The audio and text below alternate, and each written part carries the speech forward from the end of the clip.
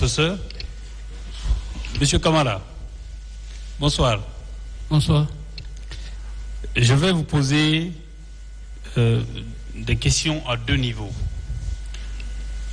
Le premier niveau concernera la personnalité de celui que je défends et le deuxième concernera les faits que vous avez vécus et les infractions qui lui sont reprochées. Par rapport à la personnalité du président Dadis,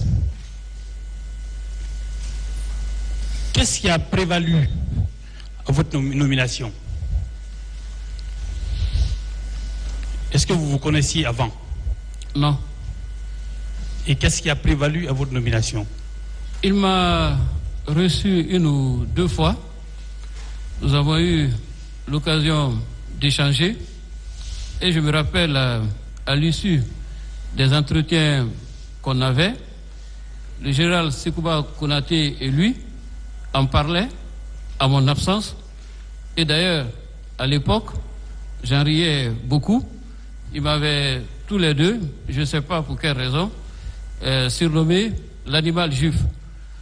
Quand j'ai cherché à comprendre ce qu'il en était, le capitaine Dadis et Sekouba disaient que j'étais très libre dans la discussion et que j'avais la force de défendre mes convictions et que c'était rare dans le milieu du pouvoir où la plupart des gens s'alignent systématiquement sur les convictions du chef et le suivent dans n'importe quelle direction qu'il prend. D'accord. À cet instant précis de cette discussion, j'imagine qu'il vous a convaincu de rejoindre son équipe. Absolument. Selon vous, quelle était la vision? Quels sont les éléments qu'il vous a donnés ou des arguments qu'il a développés devant vous et qui vous a poussé à accepter d'entrer, de faire partie de son équipe pour conduire la transition? Il ne m'a pas nommé d'un trait. C'est après quelques fréquentations et à l'issue de nombreux entretiens qu'on a eus et de quelques missions ponctuelles par rapport à des mandats politiques, notamment de discussions avec les acteurs, qu'il a estimé qu'il avait besoin de quelqu'un à ses côtés qui discute politique et essaie de le conseiller par rapport à la conduite du processus de transition, en particulier dans ses relations avec les acteurs. D'accord. Cet homme que vous avez rencontré, avec qui vous avez eu des discussions, jusqu'au 27, est-ce que selon vous, je ne vous demande pas de commenter, des faits, est-ce que vous avez senti à lui que c'était un homme de dialogue, donc de discussion, ou bien c'était quelqu'un qui était hostile à toute opposition, à toute confrontation d'idées? Non, il aimait beaucoup discuter. Je dirais même qu'il aimait beaucoup les confrontations intellectuelles, argument contre argument, idée contre idée, parce qu'au sein du groupe militaire, c'était, on pourrait dire, pour reprendre un peu l'expression du général Sekouba Konaté, c'était le plus politique d'entre tous dans le groupe des militaires. Et lui avait besoin d'autres interlocuteurs et partenaires politiques pour discuter, parce que dans le groupe, il n'avait pas d'équivalent pour discuter des sujets politiques ou du fonctionnement de l'État, parce que ce n'était pas la vocation initiale de ses collaborateurs et il n'avait pas acquis d'aptitude dans le domaine. D'accord.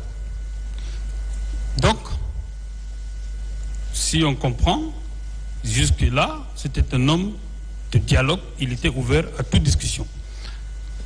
J'insiste là, sur ce point-là, Monsieur Camara. Est-ce que vous confirmez que le président Dadis travaillait presque dans la nuit, tard dans la nuit? C'était une autorité publique. Très bien. Est-ce que vous confirmez à cette audience au tribunal que le président Dadis recevait régulièrement les leaders politiques? Absolument. La nuit? Absolument. Est-ce que vous confirmez que le président Dadis avait de très bons rapports avec M. Sidya Touré? Tout à fait. Quand il vous a demandé d'appeler M. Sidya Touré, selon vous, est-ce que ce n'était pas sur la base des rapports cordiaux, donc des relations cordiales qu'il entretenait avec ce dernier et qu'il se disait que peut-être lui, je pourrais effectivement lui faire entendre raison pour qu'il puisse convaincre ses collègues opposants de faire annuler la manifestation ou de délocaliser simplement cette manifestation? C'est clair qu'il avait une préférence pour lui, parce que ce n'était pas le seul qui était concerné par l'organisation de la manifestation. Et si ça ne tenait qu'à moi, parce que moi je connais mieux la classe politique et la mentalité de chacun, si ça avait tenu qu'à moi, j'aurais fait un choix différent. Mais quand le président vous dit d'appeler quelqu'un de son choix et de sa préférence, vous l'appelez. D'accord. Et effectivement, vous avez appelé M. Sidya Touré avec votre téléphone. Dans le PV de M. Sidya Touré, j'ai eu l'occasion de poser la question ici à cette salle au président Dadis. Je ne vous dirai pas ce qu'il a donné comme réponse. Est-ce que la question a déjà été posée? Est-ce qu'en un seul instant, le président Dadis a utilisé un ton menaçant vis-à-vis du président Sidya Touré? Je persiste ici que non, d'autant que l'esprit de la discussion, qui n'a pas été à son terme, donc qui est inachevé, était de trouver un accord. Je ne crois pas qu'on puisse aller à la paix en montrant ses muscles. D'accord. Je rappelle cette question parce que il a été dit à cette audience que le président Dadis aurait menacé le président Sidya Touré au téléphone. Donc on comprend, selon dans votre explication, que non seulement le but de la communication ne pouvait pas aller dans ce sens-là, le contexte ne s'y prêtait pas et les relations entre les deux hommes ne pouvaient pas conduire à cette éventualité. Bien sûr que non. D'accord. Sur la même question, le président Sidya Touré, dans son procès verbal d'audition, lui qui a affirmé que le président Dadis lui aurait menacé, a quand même eu l'opportunité de rencontrer le président Loussouny Fall, à qui il a expliqué. J'ai posé la question de savoir, est-ce que si le président Dadis avait menacé le président Sidya Touré, est-ce qu'il n'aurait pas en parlé à ses collègues opposants? Je ne vous demande pas de faire un commentaire sur ces questions-là. Monsieur Camara, le jour de l'événement du 28 septembre, vous dites que vous avez été appelé par le président et que vous êtes venu lui rejoindre au camp. L'état dans lequel vous lui avez trouvé, vous l'avez décrit. Est-ce que c'était un homme abattu qui avait le sentiment d'être trahi ou dans quel état vous l'avez trouvé? Selon vous, dans quel état vous avez trouvé le président Sidya Touré et le président Dadis lorsque vous l'avez trouvé au camp Al-Fayher? Un homme totalement dévasté. Dévasté. Très bien. Je reviens, puisque vous avez décrit déjà la personnalité qu'il est et des faits qui se sont déroulés devant vous. Je reviens sur les faits, les infractions pour lesquelles il est poursuivi. Vous étiez très proche du président Dadis. Est-ce que vous l'avez vu donné des ordres pour aller au stade? Est-ce qu'il a donné un seul ordre à qui que ce soit de se rendre au stade du 28 septembre? Devant moi, oui. Et à ma connaissance, oui. Non. Donc, ni devant vous, et personne de son entourage ou du gouvernement ne vous a dit que le président Dadis aurait donné des ordres aux personnes de se rendre au stade. Je ne parle même pas d'abord de ce que ces supposées personnes seraient parties faire au stade. Non, pas des infractions d'abord. D'abord de s'y rendre au stade. Est-ce que vous en avez même entendu parler? Non. D'accord. Est-ce que le président Dadis a adopté des comportements qui auraient provoqué les agissements des forces de l'ordre au stade? Selon... est-ce que vous avez vécu de ces comportements de sa part qui auraient provoqué les agissements des forces de l'ordre au stade? Maître, je crois avoir relaté ici à cette barre ce que j'ai personnellement vu, entendu et vécu. Et je ne me rappelle pas avoir abordé le sujet que vous venez d'évoquer.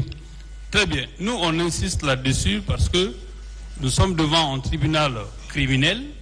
Nos clients ont été renvoyés pour des faits précis. Et vous avez été cité comme témoin par la personne ou par la partie qui les poursuit. C'est pour ça que nous posons des questions sur les contours des infractions pour lesquelles il est poursuivi. Est-ce que, selon vous, le président Dadis, ou à votre présence, ou à votre connaissance, que ce soit publiquement, ou que ce soit à l'occasion d'une réunion quelconque, à laquelle vous auriez participé ou pas, est-ce que vous avez entendu ou assisté que le président Dadis a donné des ordres pour aller au stade? Je réitère encore que devant moi, à ma connaissance, non. D'accord. Monsieur Camara, peut-être une dernière question que je vais vous poser. Vous avez dit à l'entame de vos propos qu'il faut placer les choses dans leur contexte et que dans l'exercice d'un camp, on est dans l'idée peut-être de conservation du pouvoir et de l'autre côté, la conquête du pouvoir et que beaucoup de choses peuvent se passer. Est-ce que, selon vous, et puisque vous avez déjà donné votre avis là-dessus sur la question, est-ce que la manifestation du 28 septembre, est-ce qu'elle aurait pu être évitée s'il y avait de la bonne foi de part et d'autre? Merci, maître, de me poser cette question. Comme j'ai eu à le rappeler, la question de la gestion des manifestations politiques, des manifestations en général, s'est toujours posée dans notre société démocratique avec beaucoup d'acuité. Je me rappelle que lorsque la question a été soulevée sous le régime du président Alpha Condé, il fallait encore une fois... Est-ce que vous pouvez répondre directement à la question? J'aime bien, Monsieur le Président, parce que... Si vous pouviez répondre directement à la question, c'est mieux. Mais la réponse venait de l'explication. Mais comme c'est un Là, commentaire... je pense que la question est claire. Donc je préfère me tenir au fait. D'accord. Je vais poser peut-être une dernière question. Peut-être autrement. Cette histoire dont on est en train de discuter tourne autour du fait que le président Dadis a dit: si vous me poussez, je vais ôter la tenue pour être candidat à la présidentielle. C'est pour ça que je pose la question. Est-ce que vous, parce que vous avez demandé au général Konaté, et ça c'est le fait, ce n'est pas une opinion que je demande, vous avez demandé au président Konaté que je souhaite que effectivement la manifestation soit reportée. Il a adhéré à l'idée et vous en avez parlé au président. Donc votre volonté, selon vous, à cet instant précis, vous vous dites par exemple que si la manifestation aurait pu être évitée, si toutefois le consensus avait prévalu, par exemple. Est-ce qu'on peut conclure à cette éventualité? Voilà ce que je voulais expliquer brièvement. Oui. Qu'il est possible de concilier deux soucis qui rendent parfois l'organisation des manifestations difficile. C'est le souci de rassurer l'État qu'il n'y aura pas de débordement et la possibilité à ceux qui organisent les manifestations d'exercer leurs droits et leurs libertés.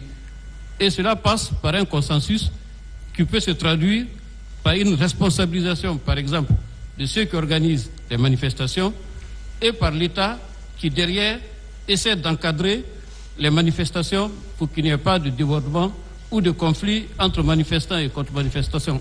Donc, il y a un compromis possible. D'accord, autre chose. Autre chose, il est ressorti des débats ici que vous étiez rendu au chevet des leaders politiques malades, je crois, à l'hôpital. Est-ce qu'un tel événement s'était produit? Oui. C'était sur l'instruction de qui? Non, c'était une initiative personnelle, parce que parmi les blessés et les victimes, j'avais des amis et j'ai estimé qu'il fallait leur apporter ma compassion et ma solidarité. Mais bien sûr, je ne pouvais le faire si je n'étais pas sûr que ça n'irait pas à l'encontre de mon engagement et de ma loyauté au système auquel j'appartenais. D'accord. Donc vous aviez des amitiés avec ces leaders politiques d'alors. D'accord. Est-ce qu'on peut conclure que la déclaration selon laquelle de certains, je veux pas, M. Sidi Touré, qui a déclaré dans son PV que M. Tibou Kavara aurait demandé de faire appliquer la loi. Est-ce qu'on pourrait conclure que, puisque vous vous étiez déjà rendu là-bas et que vous n'auriez pas pu tenir de tels propos à leur rencontre? Non, celui qui l'a dit et moi, on a une histoire d'amour qui est connue de tout le monde. C'est pourquoi je dis je préfère ne pas commenter, parce que M. Sidi Touré et moi, merci, nous sommes de grands amis. Merci, monsieur le ministre, merci pour vos réponses.